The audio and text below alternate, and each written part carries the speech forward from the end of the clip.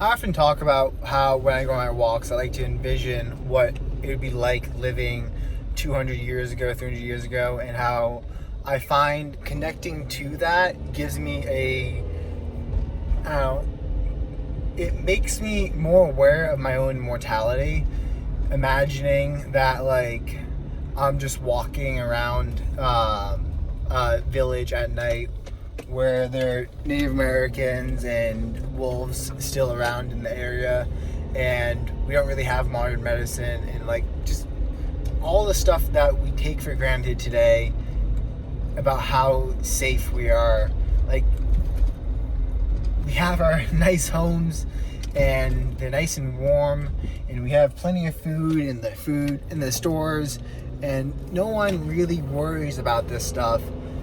And to some degree, I think it's made us, each generation kind of gets like softer and more used to having this stuff around, and not necessarily having to go out and hunt or kill it or freeze your butt off all night. Like, it's taken for granted somewhat nowadays that like you'll have heat, like you'll be able to stay somewhat warm throughout the night, and that's just not something that people could take for granted. Like, I've been thinking about like people hunting, like they must have just kind of bundled up next to a fire where they were, if they could even make fire on hunting trips. I don't know, back in the 1800s or something, Daniel Boone and those guys. But thinking about that, I'm like, well, each generation kind of gets easier and more adjusted to the ease of the modern world, and you wind up with people not really understanding the dangers that could possibly be out there. And you wind up with things like, I don't know, I just remember this one episode of How I Met Your Mother where it's called like The Sexless Innkeeper, and it talks about how this girl like pretended to be into, I think it was Ted, the main character, and then fell asleep on his couch and was just using him to get a place to stay for the night. And I was like, holy crap, like imagine that, like falling asleep on a strange person's couch. Like, that is being shown in modern TV on a TV show is not like a highly risky, like, oh my god, you're gonna get yourself raped doing that, but like, oh no, like, that's just something people do. Like, hookup culture, you just hook up with people and then you go back to their place. College, like, it's common, like, to not know someone that well and go back to their place, especially with the difference between the sexes physically in terms of strength. I'm like, holy crap, like, no wonder some of the stuff that happens because we're not telling people or really warning them about, like, maybe you shouldn't feel as safe as you do. Maybe, like, but it's uncomfortable to confront that. It's uncomfortable to realize, I'm not as safe as I'd like to think I am. I don't know, why don't a lot of people go for walks at night with sticks or with knives? It's because I don't think they like to realize, there are actually decent-sized predators, or my neighbor has giant dogs that could get loose and attack me. And no one ever thinks about this stuff till it's a little too late. I mean, I was up in New Hampshire 2 weeks ago with my brother, and we were walking around up there, and there were bears in the area. We had appropriate stuff to be able to handle that, and then we got lost a little bit, and it was cold, but we weren't worried because we were prepared. But I was talking to him like, knocking on like a stranger's door out here, being like, hi sir, I'm lost. But that's how you get yourself fucking killed. Like, sorry sir, but like, I'm vacationing here and I don't know where I am, and no one else knows where I am because I just went for a walk. Please help me. Like, that is literally words of gold to a serial killer. Like, no one knows where you are. You are by yourself. Yeah, come in, have some tea. Like, that's when you eat food and you don't wake up, or you wake up in like some like tied to the lolly column poles in the basement. Like, but I don't know, no one really thinks about these thoughts. Like, wonder how to keep myself safe. And I think it's good to be trusting, but I think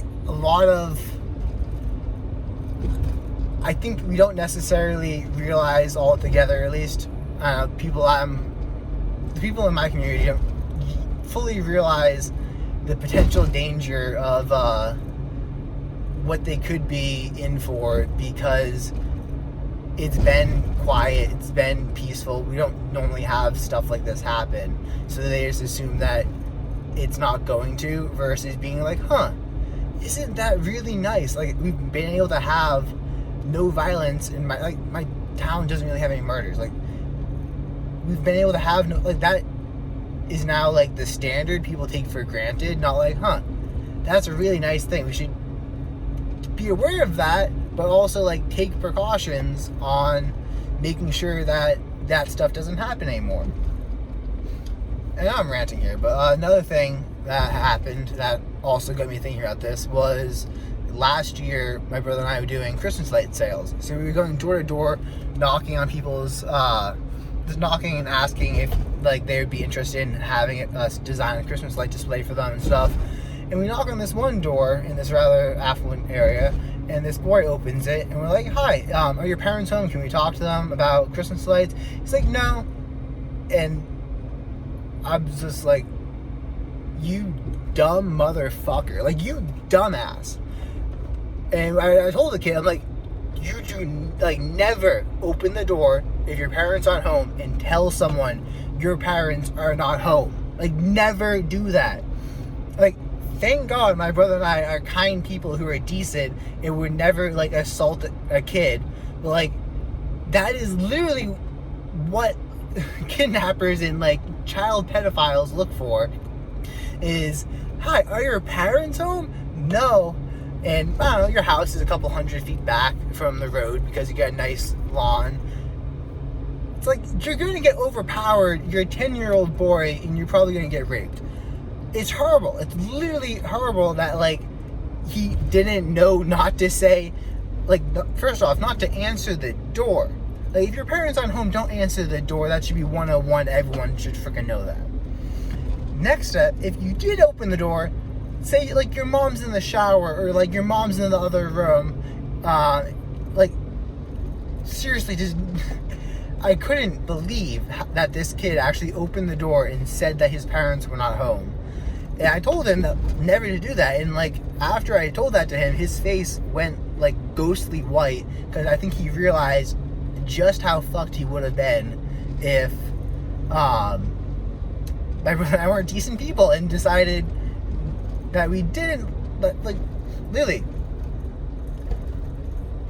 I was just thinking about that. I'm like, I think people are getting a little bit softer in terms of, like, not really understanding the potential dangers that could be out there. And I don't know, my parents, even at a young age, are like, there are people out there who will take you away from us and make it so you'll never see us again. This is how you avoid them.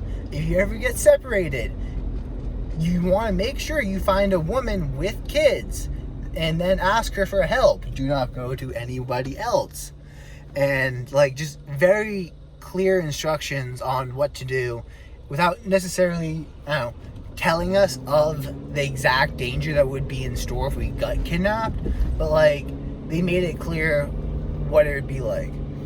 Other thought I had is, I don't know, walking at night. I have a stick with me, and I kind of use that in terms of my protection from animals and stuff. But I was thinking, especially when I was up in New York where there are bears, what would my great-grandfather say if I told him I went for a walk with a stick, or went for a walk only with a stick? And I'm wondering, like, would he smack me and be like, "You dumbass, you should have brought your shotgun with you. Like, why the hell did you go out at night in an area you're not familiar with without having a proper weapon to defend yourself with?" I don't know. I guess I can't really ask him. Well, my great grandfather, like I'm talking back 1800s here, but I can't really ask him because he's far gone. But it's just a thought I had. Like, people seem to be getting used to the safety and, well,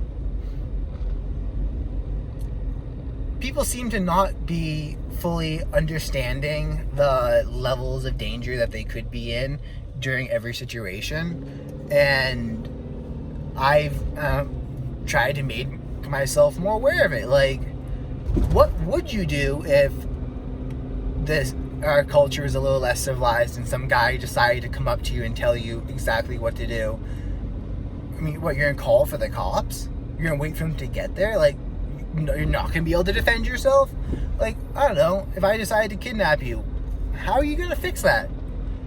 I'm a 180-pound guy who's 5'10" and spent the last 10 years of my life practicing fighting.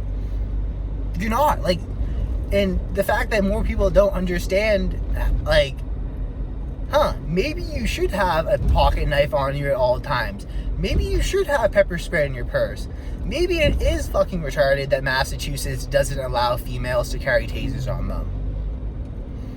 Maybe open carry should be more popular, at least, I don't know, it could be, people could realize this, but I'm talking about living in a heavily Democrat state.